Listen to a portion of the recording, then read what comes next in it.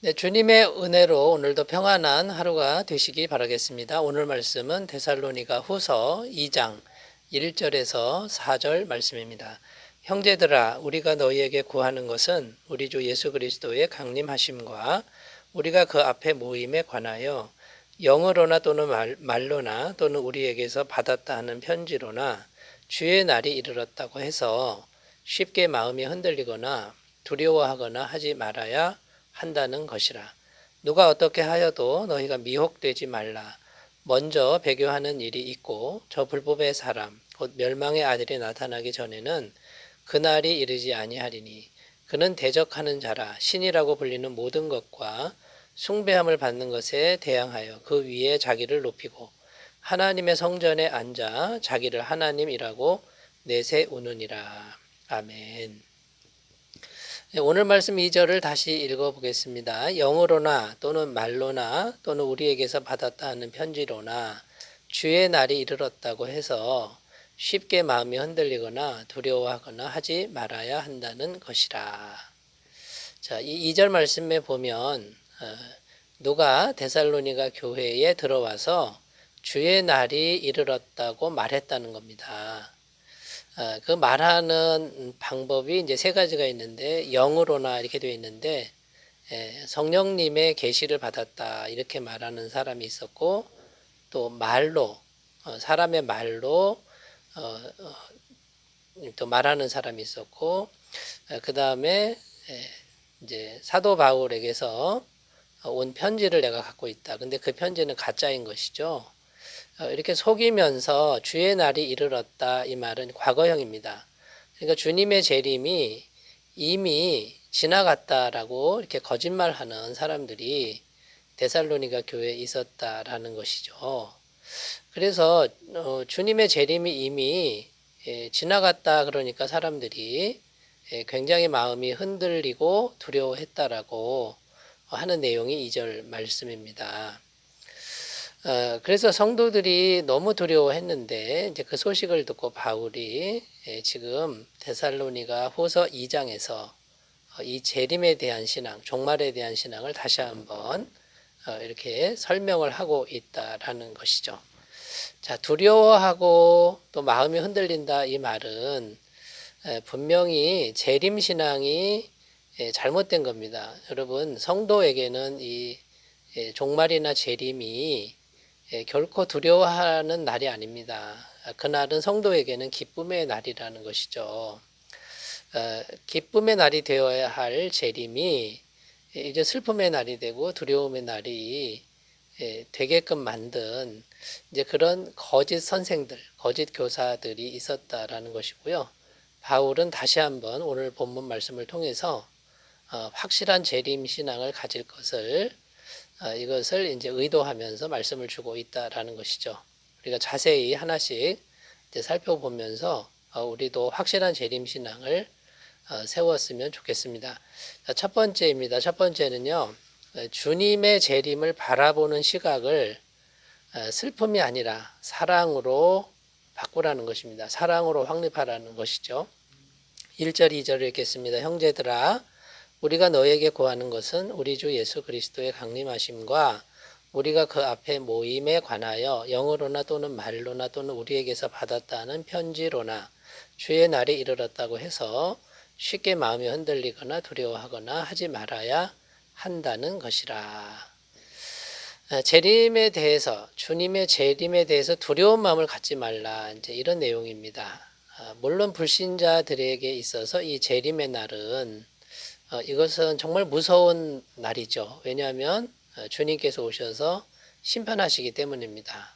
그러니까 불신자들은 이제 행한 대로 보응받는데 죄가 가득하니 심판받고 지옥에 갈 수밖에 없는 것이죠. 그러나 예수님을 믿는 성도에게는 이 날은 기쁨의 날이라는 겁니다. 왜냐하면 예수님이 오셔서 모든 눈물을 닦아주시고 우리가 당한 모든 고난이나 환난에 대해서 갚아주시는 날이라는 겁니다. 그러니까 재림의 날이나 이 종말의 날은 성도에게 있어서는 정말 사랑의 주님이 우리를 찾아오시는 날로 생각을 해야 되는데 그런 생각으로 확실히 무장하라. 지금 바울은 이렇게 말을 하고 있는 것이죠. 자, 이 확신을 가진다 그러면 주님의 재림이 지나갔다거나 또 주님의 재림이 앞으로 올 것이다. 상관없이 두려움에서 벗어나게 된다라는 것이죠. 마태복음 24장 31절 말씀입니다. 그가 큰 나팔 소리와 함께 천사들을 보내리니 그들이 그의 택하신 자들을 하늘 이 끝에서 저 끝까지 사방에서 모으리라. 여러분 하나님 주님이 이 땅에 오실 때 믿는 성도들을 이 끝에서 저 끝까지 하나도 빠짐없이 다 모으신다고 약속하고 있는 겁니다.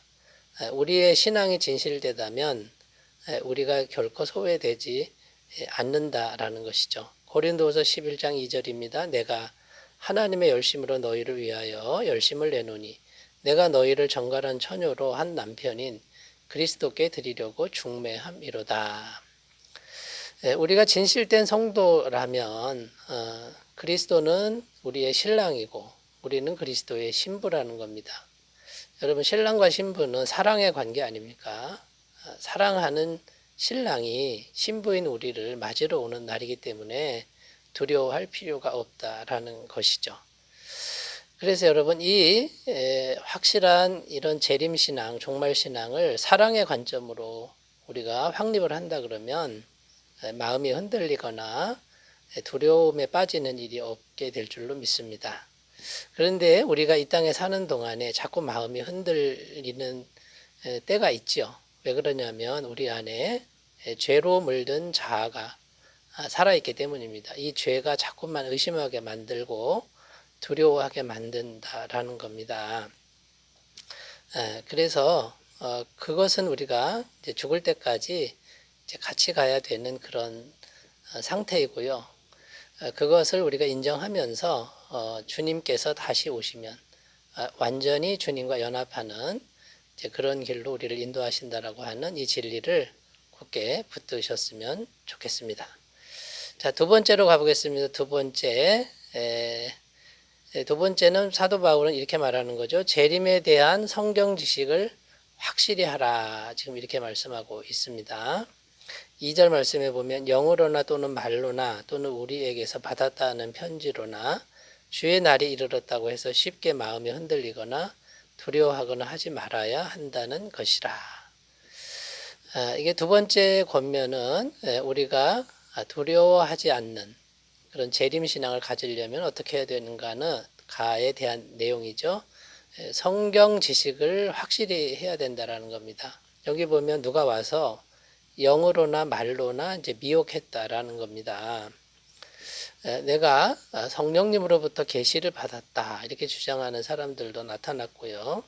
또 거짓된 말로 미혹하는 선생들이 있었다라는 이제 그런 이야기가 되는 거죠. 그런데 성경 지식이 확실하다 그러면 이제 그 말을 들을 때 어떻게 되겠습니까? 쉽게 분별이 되겠지요. 저것은 거짓말이다. 저것은 성경에 맞지 않는다. 이렇게 판단이 되겠지요. 그러면 흔들리지 않는다라는 겁니다. 그래서 우리가 성경 공부를 해야 됩니다. 성경 지식을 확실하게 이제 알아둬야 된다라는 것이죠. 자, 첫 번째 우리가 성경을 통해서 이제 확립해야 될 게 뭐냐면 성령의 은사가 성경에 있습니다만 성령의 은사를 통해서 기적을 행해도 성경에 위배되면 그것은 진짜가 아니라 가짜라는 겁니다. 마태복음 7장 21절 23절 말씀 읽어보겠습니다. 나더러 주여 주여 하는 자마다 다 천국에 들어갈 것이 아니요 다만 하늘에 계신 내 아버지의 뜻대로 행하는 자라야 들어가리라. 그날에 많은 사람이 나더러 이르되 주여 주여 우리가 주의 이름으로 선지자 노릇하며 주의 이름으로 귀신을 쫓아내며 주의 이름으로 많은 권능을 행하지 아니하였나이까 하리니 그때에 내가 그들에게 밝히 말하되 내가 너희를 도무지 알지 못하니 불법을 행하는 자들아 내게서 떠나가라 하리라. 여기 보면 기적을 많이 행하고 병자도 고치고 했으나 주님의 답변은 이겁니다. 너희는 불법을 행하는 자들이다. 그러니까 말씀대로 하지 않았다라는 그런 선포가 되는 것이죠. 여러분, 우리가 성경에 대한 지식을 확실히 해야 이제 이런 것들이 분별이 된다라는 겁니다. 요한일서 4장 1절입니다. 사랑하는 자들아, 영을 다 믿지 말고 오직 영들이 하나님께 속하였나 분별하라. 많은 거짓 선지자가 세상에 나왔습니다. 자, 영적인 작용으로 환상이나 계시나 기적이나 치유나 여러 가지가 나타날 수 있지만 그 뒤에 마귀도 얼마든지 이것을 행할 수 있다라는 겁니다. 그러니까 현상만 보고 판단하지 말고 영이 하나님께 속하였나 분별하라 이렇게 지금 말씀하고 있는 것이죠. 자, 그러려면 우리가 어떻게 되냐면 성경 공부 열심히 해야 되겠다라는 것입니다. 서양 속담에 이제 이런 말이 있습니다. Clean Bible, Dirty Mind. Dirty Bible and Clean Mind. 이게 무슨 말이냐면요. 성경책이 깨끗하면 정신은 더러워지고 성경책이 더러우면 정신이 깨끗해진다. 이제 이런 의미가 됩니다. 이게 무슨 말입니까? 성경 공부 열심히 하면 정신이 맑아지는 거죠. 근데 성경책이 깨끗하면 정신이 더러워진다. 성경을 안 읽으니까 정신이 더러워진다. 이제 이런 의미가 된다라는 것이죠. 여러분, 성경을 부지런히 읽으시고 공부도 열심히 하는 삶이 되셨으면 좋겠습니다. 세 번째로 가보겠습니다. 세 번째, 재림신앙에 대해서 두려워하지 않기 위해서는요. 재림 전에 불법의 사람이 먼저 나타난다라고 하는 진리를 우리가 기억해야 된다라는 것입니다. 3절입니다. 누가 어떻게 하여도 너희가 미혹되지 말라. 먼저 배교하는 일이 있고 저 불법의 사람 곧 멸망의 아들이 나타나기 전에는 그날이 이르지 아니하리니. 주님의 재림이 있기 전에 반드시 먼저 배교하는 일이고 두 번째는 불법의 사람, 멸망의 아들이 나타난다. 이렇게 되어 있습니다. 여기 이제 불법의 사람이 단수로 되어 있는데요. 역사적으로 수많은 적그리스도가 나타났었습니다. 여러 사람들이죠. 그런데 특별히 주님이 재림하시기 전에는 아주 특별한 적그리스도 한 사람이 나타나는데 그가 하는 일이 뭐냐면 성전에 앉아 자기를 하나님이라고 내세운다 이렇게 되어 있습니다.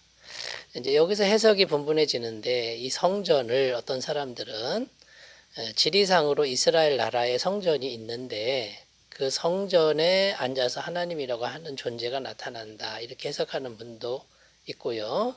그러나 대다수의 사람들은 교회 위에 자기가 하나님이다 라고 하는 사람이 나타난다라고 지금 해석하고 있습니다.